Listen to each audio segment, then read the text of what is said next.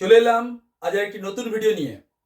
আজকের ভিডিওর মূল বিষয় 2026 এসআইআর পর্ব, যে 4 মাস ধরে বিভিন্ন ক্ষেত্রে যে ভোটারদের সংশোধনী পর্ব শুরু হয়েছিল এবং তার ফলে সবশেষে যে একটা ভোটার তালিকা প্রকাশিত হওয়ার কথা ছিল সেটি কিন্তু গতকাল অর্থাৎ 28 ফেব্রুয়ারি প্রকাশিত হয়ে গেছে। আপনারা সবাই সেটি দেখেছেন। এখন আপনাদের মনে একটি প্রশ্ন, যে আমার নাম যে এখানে থাকলো, আমার নামের পাশে কেন স্ট্যাম্প বসানো আছে? কেউ কেউ বলছেন আমার পাশে কোনো স্ট্যাম্প নেই, কিন্তু এরই ক্ষেত্রে বলে রাখি, যাদের পাশে স্ট্যাম্প আছে, ক রকমের স্ট্যাম্প আছে আপনাদের প্রশ্ন। স্ট্যাম্প যদি পড়েই থাকে, অনেকের প্রশ্ন, স্যার আমরা তো একই সাথে গেছি হিয়ারিং এ বিডিও অফিসে, কিন্তু ওর নামের পাশে কোনো স্ট্যাম্প নেই, আমার নামের পাশে কেন স্ট্যাম্প পড়লো, এটা তো বুঝতে পারছি না। আর সেই বিষয়েই আসবো। যাদের পাশে স্ট্যাম্প আছে, এই কথাটা বারবার ঘুরে বেড়াচ্ছে, চাউর হয়েছে, স্ট্যাম্প স্ট্যাম্প স্ট্যাম্প। কাদের পাশে কি ধরনের স্ট্যাম্প, কি লেখা রয়েছে তাতে, এবং তার জন্য তারা কি কি করবেন, স্ট্যাম্পটাকে হটাতে গেলে তাদের কোথায় যেতে হবে, কি করতে হবে, কোন ধরনের ভোটারদের, আজ মূলত সেই প্রসঙ্গেই আসবো এবং আজকের ভিডিওটি সেই নিয়েই। সবার প্রথমে চলে আসবো ভোটারদের নামের পাশে এর আগের যে ভোটার লিস্ট আমরা বা তালিকা দেখেছি, যারা আমরা এই ভোটিং প্রক্রিয়ার সাথে যুক্ত আছি, তারা আমরা জানি যে ভোটারদের নামের পাশে একটা অংশের কোনো স্ট্যাম্প থাকতো না, অর্থাৎ যাদেরকে আমরা অ্যাপ্রুভড ভোটার বলি, তারা সরাসরি ভোটদানের সুযোগ পাবেন। এবং কিছু ক্ষেত্রে আমরা দেখেছি যাদের নামের পাশে ডিলিট, অর্থাৎ সেটা মৃত হতে পারে, এএসডি লিস্ট যেমন আমরা এর আগে দেখতাম, অ্যাবসেন্টি, ডেড, শিফটেড, এই ধরনের ভোটার, যাদের ভোটার তালিকা থেকে আগামীতে যাদের নামকে অপসারিত করা হবে, সেই জন্য তার নামের পাশে ডিলিট অপশনটি থাকতো। এবার নতুন একটি স্ট্যাম্প বলুন আর লেখা বলুন সংযোজিত হয়েছে এই এসআইআর পর্বে। কি সেটি? আন্ডার অ্যাডজুডিকেশন, সেটা আবার কি? বিচারাধীন। এবং একটা বুথের একটা বড় অংশের ভোটারের পাশে কিন্তু এই স্ট্যাম্পটি রয়েছে। তাদের স্বাভাবিকভাবে প্রশ্ন, যে স্যার সে না হয় বুঝলাম আমার নামের পাশে স্ট্যাম্প রয়েছে, কিন্তু আমরা যে এক ঝাঁক এক দল একসাথে সমস্ত ডকুমেন্ট নিয়ে বিডিও অফিসে গেলাম, হিয়ারিং এ উপস্থিত হলাম, একই প্রক্রিয়ার সাথে সামিল হলাম, সেও যেমন ডকুমেন্ট দেখিয়েছে আমিও দেখিয়েছি, সেও যেমন বংশ পরম্পরায় ভারতীয় আমিও তাই, কিন্তু তার নামের পাশে কোনো স্ট্যাম্প পড়লো না, আমার নামের পাশে কেন স্ট্যাম্প পড়লো? এই স্ট্যাম্পটা কিভাবে হটাবো? আর ওরটা পড়লো না আমারটা পড়লো কেন? এই প্রশ্ন কিন্তু সকলের মনে উকি দিচ্ছে। আমি সেই প্রসঙ্গে বলতে চাই, যাদের ক্ষেত্রে যাদের নামের পাশে এলডি ছিল, অর্থাৎ লজিক্যাল ডিসক্রিপেন্সিস, যৌক্তিক অসঙ্গতি, তিনি যে তত্ত্ব দিয়েছিলেন তার নামের বিভিন্ন ফারাক, আপনার অসঙ্গতিগুলো জানেন, সে বিষয় নিয়ে আর আলোচনা করব না। তা সেই অসঙ্গতির ক্ষেত্রে তাদেরকে বিডিও অফিসে ডাকা হয়েছিল, সমস্ত ডকুমেন্ট নিয়ে সেখানে হাজিরা দেওয়ার কথা বলা হয়েছিল। ওখানে আপনারা জানবেন তিনজন ছিলেন মূলত, বলবো এইআরও, এমও, বিএলও, তার সাথে ক্যান্ডিডেট যাদের নামে এলডি বা লজিক্যাল ডিসক্রিপেন্সিস ছিল। এবং তাদের একটা অংশ দেখা গেছে সমস্তটাই তারা যখন ডকুমেন্ট সাবমিট করেছেন, এইআরও এবং এমও অর্থাৎ মাইক্রো অবজারভার এবং এইআরও, তারা সেই ডকুমেন্টগুলি ভেরিফিকেশন করেছেন। এবং যাদের ডকুমেন্টগুলি দেখে তাদের মনে হয়েছে যে এগুলোর ক্ষেত্রে তারা যে ডকুমেন্ট সাবমিট করেছেন সেটা যৌক্তিক, সাথে সাথে তারা সেইগুলোকে এইআরও এন্ড থেকে অ্যাপ্রুভ করে জেলা স্তরে পাঠিয়েছেন, অর্থাৎ ইআরও এন্ডে অর্থাৎ জেলা স্তর থেকেও যদি সেটাকে অ্যাপ্রুভ করা হয় যে না, সেখান থেকে কিন্তু ভেরিফিকেশন হয়েছে ব্লক স্তর অর্থাৎ এইআরওর মাধ্যমে, এবং জেলা স্তর সেখানে এমও, এবং পরবর্তীতে যুক্ত হয়েছে আরও রোল অবজারভার।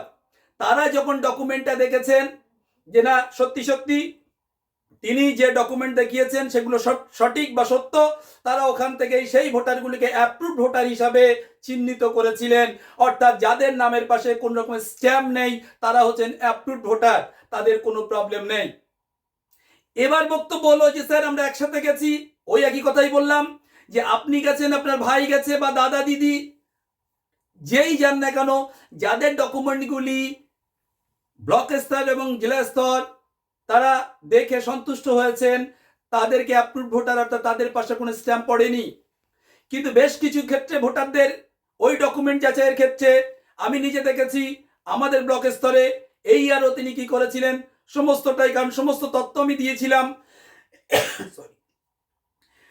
পরপর যে 2002 সালে যাদেরকে রাখা হয়েছে বা যে ধরনের ডিসক্রিপেন্সিস আমরা প্রত্যেকটা ক্ষেত্রে দেখেছি, যে সমস্ত সেই রকমের ডকুমেন্টগুলো কিন্তু পরপর আমরা সাজিয়েছিলাম এবং এই আরও তাতে সন্তুষ্ট হয়ে তিনিও অ্যাপ্রুভ করেছিলেন, দরবার করেছিলেন জেলা স্তরে। সেখানে এমও এবং আরও এই দুজন স্ক্রুটিনি করেছেন, তারা দেখেছেন, তারা যখন যেই ভোটারগুলোকে দেখেছেন যে এদের এখনো কিছুটা অসঙ্গতি তাদেরকে লেগেছে, তারা সেই ভোটারগুলোকে আবার কিন্তু ফেরত পাঠিয়েছিলেন ব্লক স্তরে, অর্থাৎ এই আরও এন্ডে। এই রকম ভাবে এই আরও পাঠিয়েছেন জেলা স্তরে এমও এবং আরোর কাছে, আরও এবং এমও আবার সেগুলোকে ব্যাক করিয়েছেন যেগুলো তাদেরকে সন্দেহ হয়েছে। এই রকম চালাচালি অবস্থাতেই সুপ্রিম কোর্ট একটা রায় দিলেন এর মাঝেই, যে সকল ভোটারের এখনো পর্যন্ত ভেরিফিকেশনের কাজ সম্পন্ন হয়নি তাদের এই প্রক্রিয়াটি সম্পন্ন করবেন প্রত্যেকটি রাজ্যের হাইকোর্টের দ্বারা নির্বাচিত বিচারপতিগণের দ্বারা। বুঝাতে পারলাম? তাহলে হাইকোর্টের বিচারপতি প্রত্যেকটা ব্লক স্তরে তারা এসেছেন এবং তারা সেই ডকুমেন্টগুলি যাচাই করবেন এবং করছেন। কিন্তু এরই মাঝে 28 তারিখে যে চূড়ান্ত ভোটার তালিকা প্রকাশ হওয়ার কথা ছিল তার দিনক্ষণ কিন্তু চলে আসে। ওদিকে হাইকোর্ট দ্বারা নিয়োজিত বিচারক মন্ডলী একদিন বা দুদিনের কাজ হয়তো করার সুযোগ পেয়েছেন বিভিন্ন ব্লক স্তরে। আমাদের তো একদিন দুদিন কাজ করতে পেরেছেন সম্ভবত 28 তারিখের আগে। তাহলে বুঝতেই পাচ্ছেন একটা ব্লক স্তরে প্রায় 40 থেকে 50 হাজার ভোটারদের এই ধরনের ডিসক্রিপেন্সির মধ্যে ফেলা হয়েছিল, যাদের কোনো রকম ডকুমেন্ট যাচাই পরবর্তীতে হয়নি। তারা কি ধরনের তাহলে ভোটার হিসাবে ভোটার লিস্টে স্থান পাবেন, তার জন্য যেহেতু 28 তারিখে ভোটার লিস্ট প্রকাশের কথা ছিল, তাই ভোটার লিস্ট প্রকাশের সময় যে সকল ভোটারের তথ্য এখনো পর্যন্ত বিচারপতিগণ তারা ডকুমেন্টগুলো যাচাই করতে পারেননি, তাই তাদের নামের পাশেই ওই স্ট্যাম্পটি দেওয়া হয়েছে আন্ডার অ্যাডজুডিকেশন, অর্থাৎ বিচারাধীন। তাদের তথ্য এখনো যাচাই হয়নি। আমার একাধিক ভোটার ফোন করেছেন বা জানতে চেয়েছেন যে স্যার আমরা তো সমস্ত ডকুমেন্ট দিলাম, তাই তারপরে আবার ফেরত, তাদের এই শব্দটি আবার ফেরত কেন এলো, এই প্রশ্নটি আমি তাদেরকে আশ্বস্ত করছি যে না, ফেরত কিন্তু আপনাদের আসেনি। আপনারা যে ডকুমেন্ট দিয়েছিলেন সেই ডকুমেন্ট কিন্তু ওই যেটা বললাম ব্লক স্তর থেকে জেলা স্তর, আবার জেলা স্তর থেকে ব্লক স্তরে ফেরত পাঠানো হয়েছে। তাই আপনাদের ডকুমেন্টগুলো বিচারের দায়িত্ব এখন বিচারক মন্ডলীর উপরে ন্যস্ত হয়েছে। তারা যেহেতু সবে মাত্র কাজ শুরু করেছেন, তাই এত হাজার ভোটারের তথ্য যাচাই করে একটা লেন্দি প্রসেস, একটা দীর্ঘ সময়ের ব্যাপার। তাই সেই জন্যে আপনাদের যেহেতু এখনো বিচার সম্ভব হয়নি, বিচার করা হয়নি, আপনাদের তথ্য যাচাই হয়নি, তাই আপনাদের নামের পাশে এই স্ট্যাম্পটি মারা হয়েছে। তা নিশ্চিতভাবে বোঝাতে পারলাম যে আপনার পাশে দুজনে একসাথেই গেলেন, কিন্তু আপনারটা এখানে স্ট্যাম্প পড়েছে, আরেকজনেরটা এখানে স্ট্যাম্প পড়েনি। এবার চলে আসি ডিলিট অপশন। এটা আপনারা জানেন ডিলিট কাদেরকে করা হয়েছে। তাহলে এবার বলে রাখি একটু, অধিকাংশ যে দু ধরনের ডিসক্রিপেন্সি ছিল, একটা এলডি, একটা আনম্যাপ। আনম্যাপ বলতে 2002 সালে তাদের সাথে কোনো তাদের বংশধর পাওয়া যায়নি যারা 2002 সালে ভোটার ছিলেন, অথচ তারা ন্যায্য ভারতীয়। বিভিন্ন কারণে বলেছি, মারা যেতে পারেন, অন্য কোনো সমস্যার কারণে তাদের নাম নেই, হতে পারে। সেই ধরনের আনম্যাপ ভোটারদের কেউ কিন্তু এর মধ্যে বেশ কতগুলো অংশের যা দেখলাম আমার পার্টে। তবে একটু বলে রাখি, একজনও ভোটার ডিলিট হননি, অর্থাৎ একজনের পাশেও ডিলিট স্ট্যাম্পটা পড়েনি। কারণ কেন? যে তথ্যগুলো আমরা দিয়েছি এই আরও তিনি মনে করেছেন যে না ইনি যে ডকুমেন্টগুলো দিয়েছেন তার ক্ষেত্রে প্রমাণিত হয় যে না যে কোনো কারণে ওনার হয়তো লিঙ্কেজটা উনি পাননি 2002-এ, কিন্তু উনি ন্যায্য ভারতীয়, তাই ওনার যে পূর্ববর্তী অর্থাৎ পূর্বসূরি যারা ছিলেন তাদের যে ডকুমেন্ট তিনি জমা করেছিলেন সাথে নিজের, সেগুলো দেখে তারা আশ্বস্ত হয়েছেন, সেই জন্য তাদেরকে সরাসরি ছাড়পত্র দেননি, অর্থাৎ অ্যাপ্রুভ ভোটার হিসাবে কিন্তু গণ্য করা হয়নি। আমার ক্ষেত্রে দুটি ছিল না, একজনকে করা হয়েছে অ্যাপ্রুভ ভোটার, একজনকে ইউএ অর্থাৎ আন্ডার অ্যাডজুডিকেশনের মধ্যে ফেলা হয়েছে, অর্থাৎ বিচারাধীনের মধ্যে ফেলা হয়েছে। এবার এনাদের কাজ কি? প্রশ্ন যে স্যার আমাদের নামের পাশে যে স্ট্যাম্প হলো, তাহলে আমরা এখন কি করব? স্ট্যাম্পের ক্ষেত্রে যাদের ক্ষেত্রে বিচারাধীন অর্থাৎ আন্ডার অ্যাডজুডিকেশন যে স্ট্যাম্প যাদের যে ভোটারদের নামের পাশে আছে তাদেরকে এই মুহূর্তে কিচ্ছু করার নেই, একটু অপেক্ষা করা ছাড়া কোনো উপায় নেই। কারণ বিচারক মণ্ডলী তারা কিন্তু ব্লক স্তরে অর্থাৎ বিডিও অফিসে তারা কিন্তু এই তথ্যগুলো, যে তথ্য আপনারা দিয়েছিলেন হিয়ারিং এর সময়, সেই তথ্যগুলোই তারা যাচাই করছেন এবং তারা খুঁটিয়ে খুঁটিয়ে দেখছেন। সেই খুঁটিয়ে খুঁটিয়ে দেখার পরে তারাও যদি সন্তুষ্ট হন যে আপনি যে ডকুমেন্ট দেখিয়েছেন সেগুলো সঠিক, তাহলে তারাও কিন্তু আপনাকে ওই অ্যাপ্রুভ ভোটার হিসাবেই গণ্য করবেন এবং পাশ থেকে ওই স্ট্যাম্পটি আগামীতে উঠে যাবে, অর্থাৎ আগামীতে এই অ্যাপ্রুভ ভোটারের মতোই আপনি ভোটার হয়ে যাবেন। ডিলিট যাদের পাশে তাদেরকে একটু বলে রাখি, যেদিন ভোটার লিস্ট প্রকাশিত হয়েছে অর্থাৎ গতকাল 28 ফেব্রুয়ারি, ঠিক বলা হয়েছে যেদিন ভোটার তালিকা প্রকাশিত হয়েছে ঠিক তার 15 দিনের মধ্যে তাকে জেলা শাসকের কাছে আবেদন করতে হবে। বোঝা গেল? কারণ এই 15 দিনের মধ্যে যদি আপনি জেলা শাসকের কাছে আবেদন না করেন যে আপনি একজন ন্যায্য ভোটার, কি কারণে আপনার পাশে ডিলিট অপশনটি দেওয়া হয়েছে, অর্থাৎ আগামীতে যে ভোটার তালিকা প্রকাশিত হবে সেখান থেকে কিন্তু আপনার নামটি ভোটার লিস্ট থেকে মুছে যাবে যদি না আপনি এই 15 দিনের মধ্যে জেলা শাসকের কাছে দরবার করেন। বুঝতে পারলাম? তাহলে এই হলো মূল বিষয়। তা টোটাল ভোটারকে মূলত কটি ভাগে ভাগ করেছে বুঝলাম? 3টি ভাগে। একটা অ্যাপ্রুভ ভোটার যাদের নামের পাশে কোনো স্ট্যাম্প নেই, একটি ডিলিট ভোটার যেটা আগেও থাকতো এসডি লিস্ট, সেখান থেকে মৃত স্থানান্তরিত বা ডুপ্লিকেট ভোটার, সেই ভোটারগুলোকে আগে থেকেই ডিলিট মারা হতো, অর্থাৎ যদি তিনি মনে করেন যে আমি জীবিত অথচ আমার নামের পাশে ডিলিট হয়েছে তিনি তখন আবেদন করতে পারতেন। এখানেও একই রকম পদ্ধতি, তবে সেটি করতে হবে 15 দিনের মধ্যে জেলা শাসকের কাছে। তিনিও যদি সন্তুষ্ট হন আপনার এই বিষয়টি দেখে, তাহলে তিনিও আপনাকে অ্যাপ্রুভ ভোটার হিসাবে গণ্য করতে পারেন। এবার শেষে একটা বড় অংশের যে এলডি লজিক্যাল ডিসক্রিপেন্সিস যাদের নামের পাশে হয়েছে বিচারাধীন আন্ডার অ্যাডজুডিকেশন, বিচারাধীন যে ভোটার তাদের ক্ষেত্রে বলি, তাহলে তারা কি করবেন? তাদের কিচ্ছু করার নেই, কোথাও যাওয়ার এই মুহূর্তে প্রয়োজন নেই, কারণ তাদেরটা এখন বিচারক দেখেই উঠতে পারেননি।